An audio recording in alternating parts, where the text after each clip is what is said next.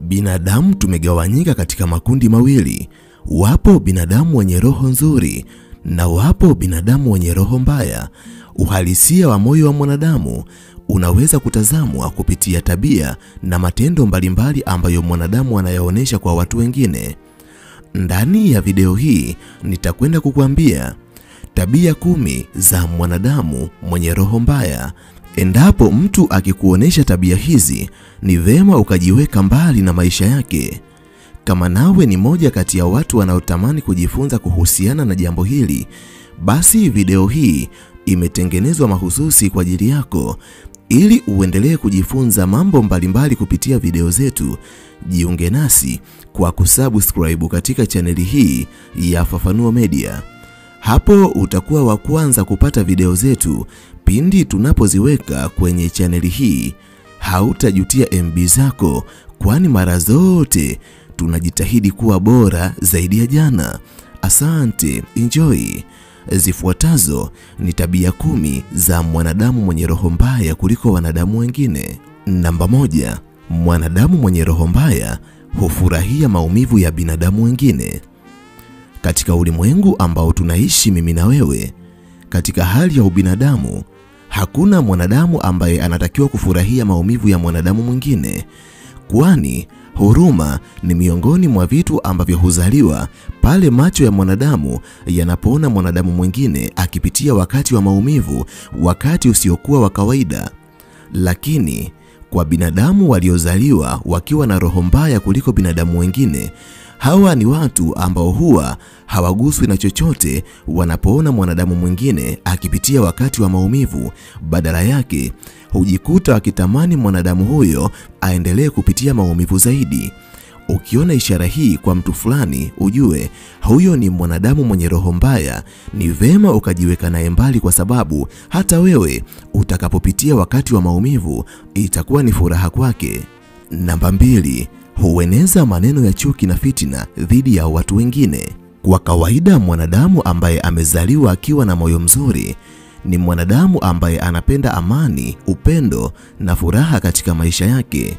Lakini mwanadamu ambaye amezaliwa akiwa na roho mbaya, miongoni mwa matendo ambayo atayaonesha katika tabia zake ni kuwa mtu wa kueneza chuki, fitina na mgombanishi kwa watu wengine, kwani ni mwanadamu ambaye anafurahia kuona watu wengine wakiwa katika migogoro. Watu wanapogombana inakuwa ni furaha yake. Hivyo ni mwanadamu ambaye anakuwa anaeneza maneno ya fitina, ya uongo, ili mradi kuwachonganisha watu wengine.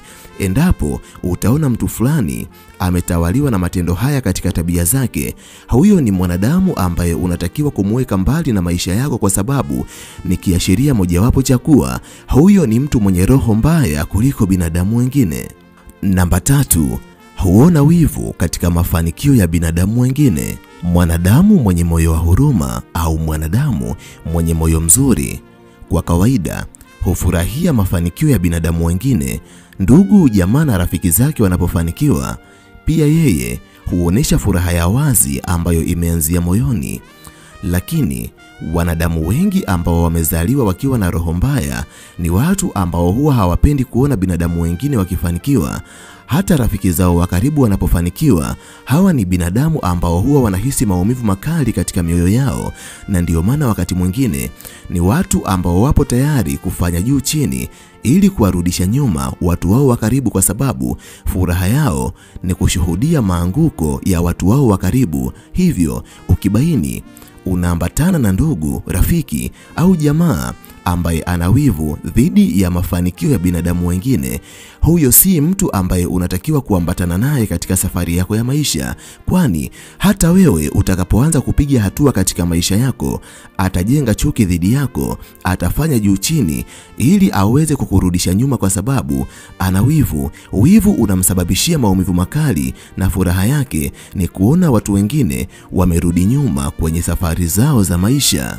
Namba 4, ni mwanadamu mwenye mipango mibaya dhidi ya maisha ya binadamu wengine. Jambo ambalo unatakiwa kulijua na kuliweka akilini, Kwa mwanadamu ambaye amezaliwa moyo wake ukiwa safi, huyu ni mwanadamu ambaye mara nyingi mipango ambayo anaipanga kwenye maisha yake inakuwa mizuri dhidi yake na dhidi ya watu wengine, kwani ni mwanadamu ambaye anafurahia kuona binadamu wengine wakifanikiwa kwenye maisha yao. Lakini kwa mwanadamu ambaye amezaliwa akiwa na roho mbaya, miongoni mwa vitendo ambavyo atavidhihirisha katika tabia zake ni kuwa na mipango mibaya dhidi ya maisha ya watu wengine. Mara nyingi mipango yake inakuwa ni asiri kiasi kwamba unaweza usibaini, na ndiyo maana hata anapokuwa mtu wako wa karibu, anapoona unaanza kupiga hatua kwenye maisha yako, pamoja na kuwa atajifanya rafiki yako, atacheka na wewe, atakula na wewe, atakuambia maneno mazuri, lakini moyoni mwake atakuwa na chuki ya kweli dhidi yako, na haishii kuwa na chuki tu. Mara nyingi binadamu huyu hufika mbali na kuanza kupanga mipango mibaya dhidi yako. Lengo lake ni kuuangusha ufalme wako wa mafanikio ambao anatamani kuubadilisha na kuufanya uwe ufalme wa umaskini. Namba 5 ni mwanadamu ambaye huficha hisia zake halisi. Moja kati ya mambo ambayo unatakiwa kuyajua na kuyaweka akilini, asilimia kubwa ya wanadamu wenye roho safi, hawa ni watu ambao huwa hawana kawaida ya kuficha hisia zao.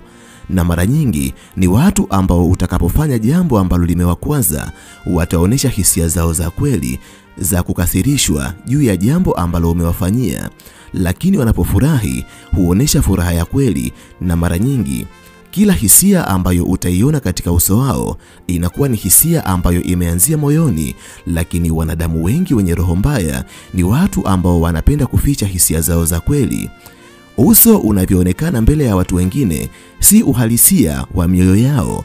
Wanaweza wakaonesha tabasamu, lakini mioyo yao imejaa hasira na chuki dhidi ya watu ambao wanawaoneshia tabasamu. Ukiona unaambatana na mwanadamu ambaye anaficha hisia zake na kuonesha uso feki mbele ya watu wengine, ujue huyo ni mwanadamu mwenye roho mbaya kuliko binadamu wengine. Ni vema ukamweka mbali na maisha yako, kwa sababu kama utaendelea kumweka karibu na maisha yako, inawezekana akawa tatizo katika maisha yako. Namba 6 ni binadamu wanaopenda kuona migogoro katika maisha yao. Bila shaka inawezekana umewahi kukutana na binadamu wa aina mbalimbali.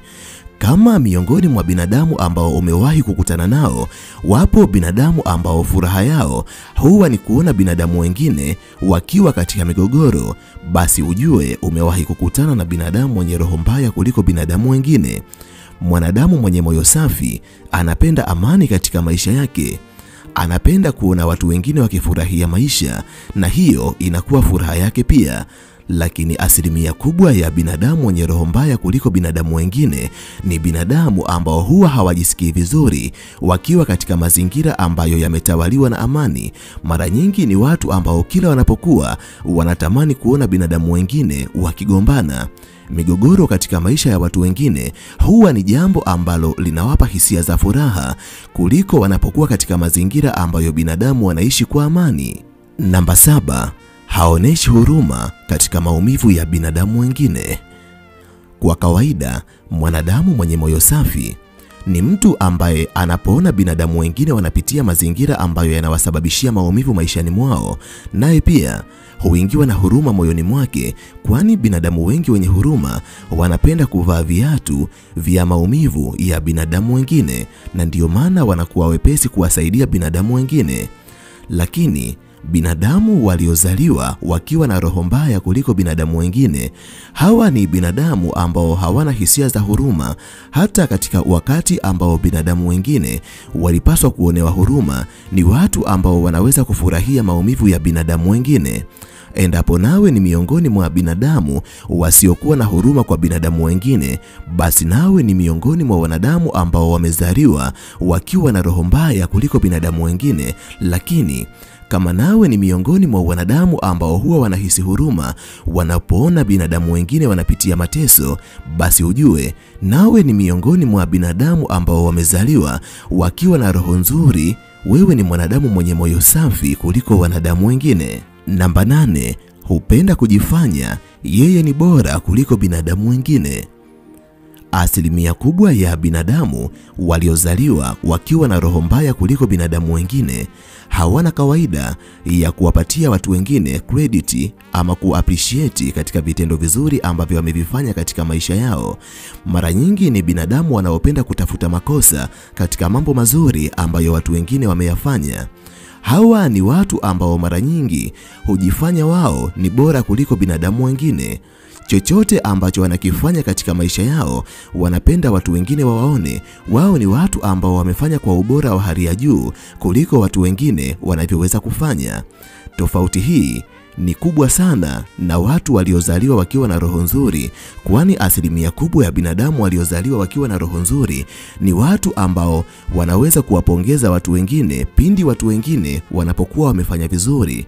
Ni watu wanaopenda kujikosoa hata wao wenyewe pindi wanapofanya kitu ambacho kina makosa ndani yake, kwani macho yao yanaweza kuona uhalisia wa kila kitu ambacho wanakifanya na kila kitu ambacho watu wengine wanakifanya. Kama nawe ni miongoni mwa binadamu waliozaliwa wakiwa na roho nzuri, ninakupongeza kwa sababu ninyi ni miongoni mwa wanadamu ambao mnaweza kuponya mioyo ya watu wengi sana kwa kuwa wakweli na waaminifu dhidi ya vitendo vyenu na vitendo vya binadamu wengine. Namba 9 ni watu wanaopenda kulipiza visasi dhidi ya watu waliowakosea.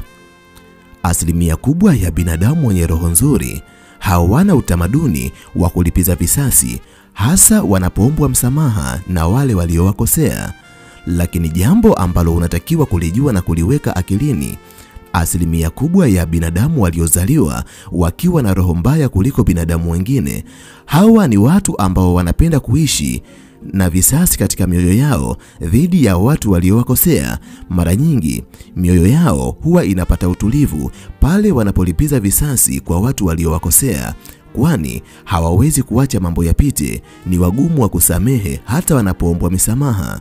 Hivyo, kama nawe ni miongoni mwa binadamu wa kundi hili, badilika, kwa sababu bado unayo nafasi ya kubadilisha moyo wako mbaya ukawa mzuri kama ilivyokuwa kwa binadamu wengine wenye roho safi. Namba 10, hana amani moyoni.